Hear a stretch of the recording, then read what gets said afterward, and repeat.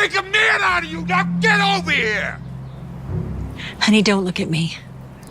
You have to listen to your father.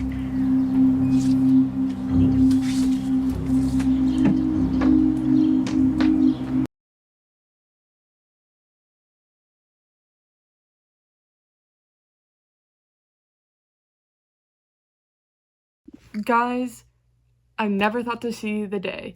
Dhar has released a watchable and realistic video that I actually enjoyed. I've been wanting to make this video for about a month for when Dhar released it, and I was like, oh, Steve, we should film a video, we should watch it together. And we never filmed it. We were like, maybe August the Duck will make a video on it, but he hasn't. And I finally sat down to make this video. But this is going to be a little bit different than my other Dhar videos, because this is a fully scripted video and not a moral reaction. Because I actually thought this video was important. And not necessarily changed lives, as Dhar claims, but it has an important lesson. So the video is a little bit long, but I'm gonna be skipping around a little. Hey, don't worry, I won't tackle you that hard. I didn't just hear some nonsense. You're gonna go easy on him. You trying to make him weak? Boy, I want you to knock the wind out of your brother. Yes, sir. Now you might say, Adam, you're being unreasonable. This dad is too over the top in his anger, but trust me, I'm not. A lot of men, especially fathers, have this toxic masculinity that their sons have to be so tough, show no feelings, and never cry. This mentality is sadly very much prevalent in today's society and has given grave consequences, which we will see explained later in this video. So how's the wrestling tournament going? Gonna bring home the state trophy? Yes, sir. You know I will. That's what I'd like to hear. Ain't no failures in this family. And how's the boxing going? It's good. Coach Andrew says he thinks I'm going to win my next fight before the Hawthorne Golden Gloves. And then he says he thinks I'm going to win the tournament, too. Next is states. And are you gonna win? Yes, sir. That's my boy. What do you got going on? Will you put the ice pack down and stop being a sissy?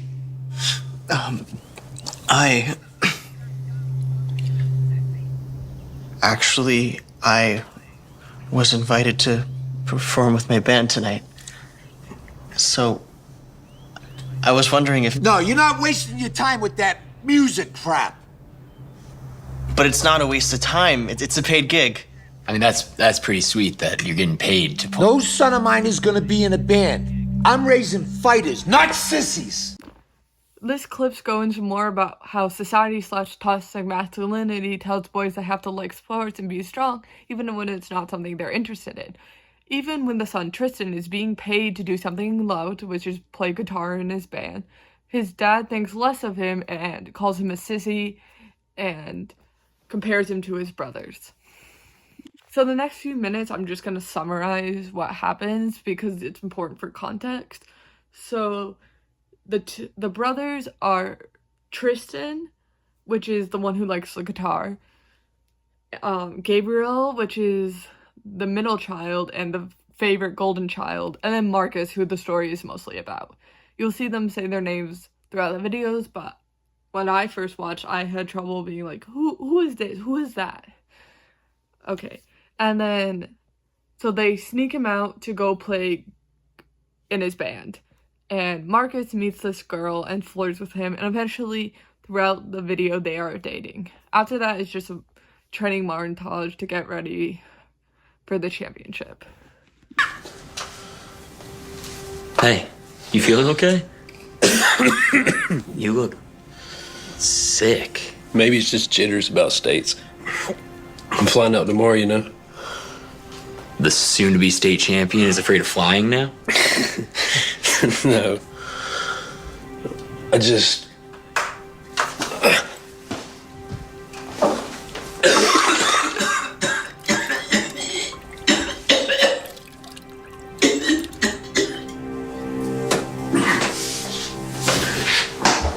Gabe? Are you sure that you're You're throwing up blood? We need to take you to a hospital. No, I can't. I gotta pack. Dude, you're not in any shape to be wrestling. Do you think that'd matter to Dad? Can you imagine me telling him I can't compete after getting my first shot at being state champ? At least see a doctor. I'll go after my match. Hey, don't worry about your big bro. I'll be fine. Over Emerson's, right?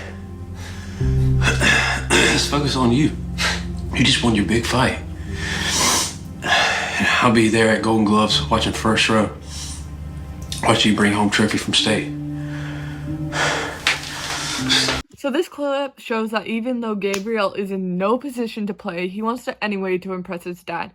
It's important to note in the fact that he both wants to and needs to impress him stem from the impossible standards put onto him by his father. If he doesn't compete, he will become a failure in his dad's eyes and put shame to the family name. This is seen in society by the fact that if a man is not strong and stop when they're clearly in pain, they're let down and seen as useless and failures to their family and society. A ruptured intestine. He could have been okay. I should have just dragged him to the hospital and he would still be here. No, you can't blame yourself. You tried to talk to him, and you know that he would have gotten on that plane no matter what the doctor said. I should have done more. I should have forced him not to go, fought him on it, something. Do you really think that your dad would have let that happen? I'm so sorry for your loss. I can't even begin to imagine what you must be going through. And he was so close to being state champion, just like Alistair always dreamed of. Stop that. Remember, you're Emerson. Emersons don't cry.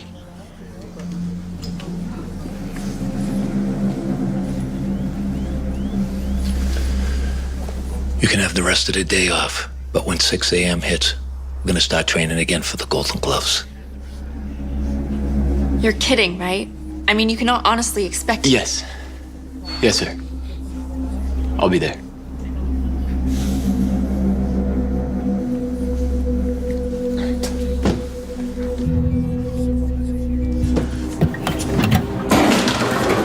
Stop crying, boy. You're at Emerson. Where you going? Get down here. I said get down here. Why don't you say anything? You don't know my dad. It'll only make things worse. So this clip is a prime example of how cold-hearted the dad is. His wife just lost her son, and he tells her that she can't cry because she is in Emerson. This is showing that his impossible standards do not just stem from just toxic masculinity, and goes into him wanting his family to seem perfect and put together by putting these standards on the mom as well. Smashing Tristan's guitar on the day of his brother's funeral goes to show how little he values both positive coping skills, such as, in this case, music and playing the guitar, and his son's hobby. Also, his girlfriend tells Marcus to stand up to his dad, but he says it'll make things worse, showing his dad can't be reasoned with and will never take his kid's mental health seriously. Before I move on to the next clip, Marcus's girlfriend talks to him throughout the film and says there's other ways to honor his brother's legacy, and sports aren't everything. But I'm not going to add every single clip of her doing so. Get up! What are you doing? 3, Tristan, 4, don't embarrass me! 5, Get up! 6, What are you? Come on! Suck it up! 8, 9, 10. You ate a rabbit! And he's done. So Tristan is on the ground in pain because he hasn't been training as long as his brothers, because it's clearly not his interest. He wants to play guitar. His dad continually yells at him to suck it up and push through it. Even goes as far to calling him a rabbit, which is brought up earlier when Tristan says he wants to cut out meat. Calling him a rabbit is ironic in my opinion, because rabbits are fast and agile, unlike what his dad wants him to be. Since Tristan does not excel at sports, his dad sees him as weak link and a failure, and a disgrace to the family name. This will lead to Tristan's worsening mental health. Then you, on the other hand, I couldn't have been more humiliated And Emerson has never gone 0-1 before. It makes me wonder if you're even my son.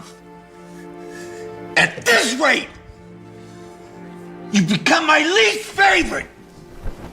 Let him go. He needs to grow thicker skin. Next order of business. The states are coming up, and you need to get serious.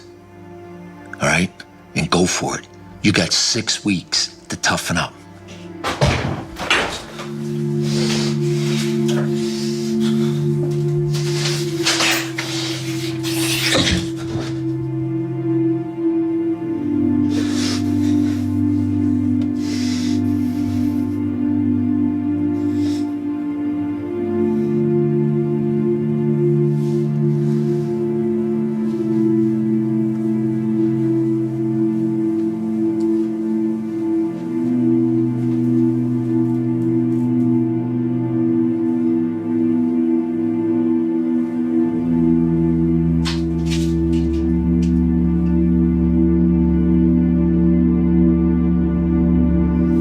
So this clip here shows how unreasonable expectations can lead to teenagers committing suicide because they feel like a disappointment or a failure to their parents, in Tristan's case when he's looking at the bottom of pills.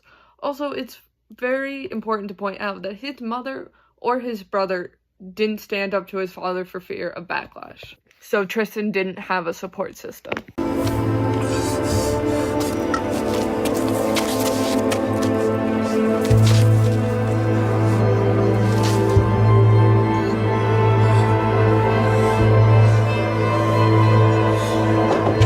Tristan, you're not gonna believe this.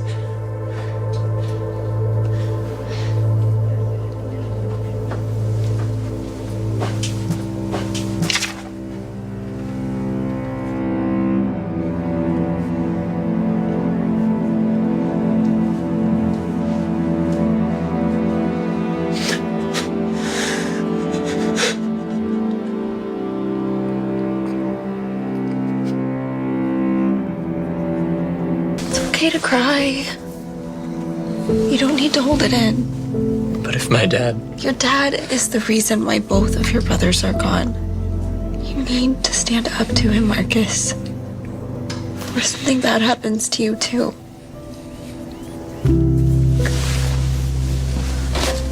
Pull yourself together. Tristan's gone because he was soft. Don't you be soft, too. Now the states are around the corner. No time off. We resume training tomorrow. You got that? All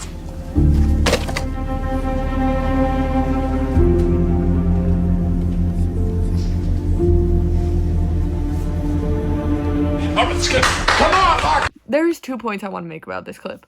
One is that Tristan died alone on the street instead of surrounded by loved ones later into life due to thinking he was a disappointment. His dad using this word is so significant because his suicide note only said he was sorry for being one. He didn't sit down to write it out, which can sometimes stop a suicide note in its tracks because they think about everything they left behind. So, as Marcus says to his father later on, he is causing his son's death one by one. My second point is that even though Marcus lost both his brothers, his father hates him showing any emotion to their loss. It is clear he is living life through his sons because of his own failures in his past. It's almost safe to say that he sees Marcus as a pawn. It's also important to point out that the father became second because of an injury, but excesses his to win, showing his standards are higher on his kids than they were on him. And I feel like deep down he sees himself as a failure, and that's where all this toxic masculinity is pushing out. However, that is not an excuse to treat your family like shit. My brothers are gone because of you. I lost my 2 best friends because of you. You know why Gabe didn't go to the hospital? Because he knew you wouldn't love him anymore if he didn't compete at states. You know what Tristan wrote in his note? He said he knew he'd never be good enough for you. And still, all you care about is this pointless title. Well, guess what? I'm done fighting. Forever. Holding in the sadness and anger from losing two brothers has caused Marcus to become violent and repeatedly punch his competitor. Marcus breaks down. He is done with the impossible standards that his father has set on him. And it's important that when you keep anger and sadness bottled inside and not talk about it and not be able to work through it, it will come out in unhealthy ways. So I suggest please don't do that. If you are feeling angry, please talk to someone. So rightfully so, he tells his father that his brother's deaths are all his fault. He's using the phrase killing ourselves, which is literal and both metaphoric. Marcus has been pushed to his limits of trying to be the perfect son to his father and to honor not only Gabriel but also Tristan. And when he says killing himself, Tristan literally killed himself because he couldn't be up to his father's standards, and Gabriel died because he thought he had to compete when he was injured, which led to his death. Actually, Dad, I don't really want to play football anymore. Oh, okay. What sport do you want to play then, son? I don't really like sports. I'd rather draw. I play video games. What kind of boys don't like sports? You better fix that. Emerson boys are athletes and fighters. Now run that play back again. Okay. Hey, if you don't want to play sports, you don't have to. You can be whatever you want to be. You can be an athlete, an artist, anything. I'll love you no matter what, okay? But I still want to play. Can you throw the football to me? Of course, son. But wait, if I don't play sports, does that mean you're going to love Alex more than me? No, never. I will always love both of you equally. I promise. So in the last clip of this video, Marcus is raising his kids differently. He breaks the high expectations of and ends the abuse his father started. Even when his dad pipes in, he feels more like a figment than actually being there. The video ends by him telling his boys he will love them the same way no matter what they want to do. So, in conclusion, I realize that Darman is a shitty person and has done a lot of horrible things, but I think this video of his is important. It shows real-world consequences of toxic masculinity and unrealistic expectations parents have set on their kids. I also like how in the end, the dad wasn't forgiven and didn't have 100% perfect ending like Darman videos normally do.